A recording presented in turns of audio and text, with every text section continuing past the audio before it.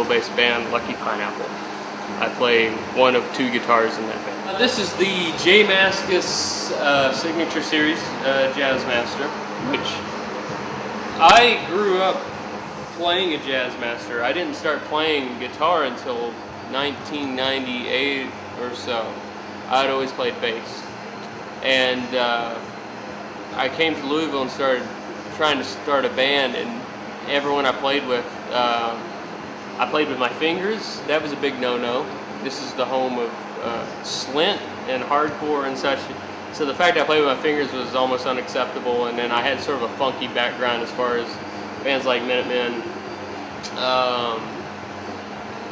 and things like that. Everything from Marvin Gaye and such. And so I found myself stuck in Louisville, Kentucky, and couldn't find a band to play with. So I started playing with some people who'd never played any music before, and decided to try to get on that same level by playing guitar.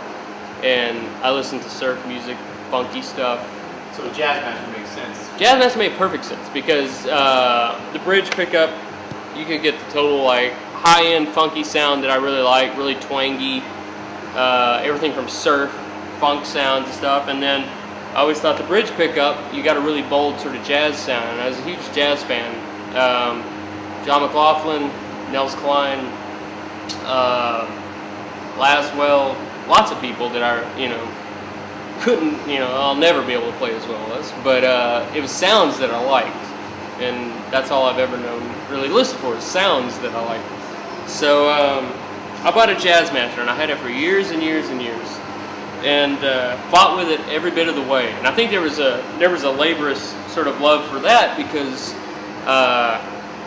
it was constant need of setting up and to get the sounds between the rhythm switch and then the variables of these 2 pickups, and even in between, which I'd get for more sort of country-ish sounds, behind the bridge possibilities, behind the nut, everything.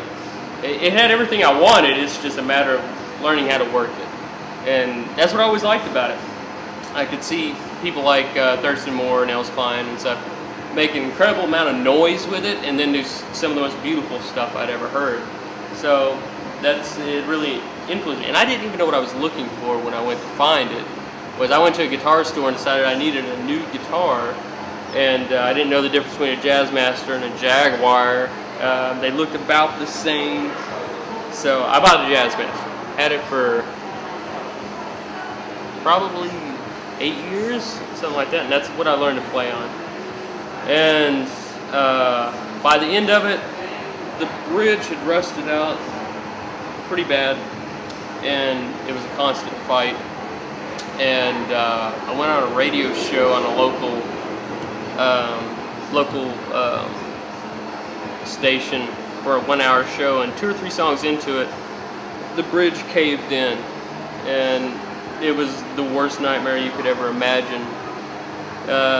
Basically, well, we've got 45 minutes to kill and my guitar is dead. And tuning the whole time, embarrassing ourselves.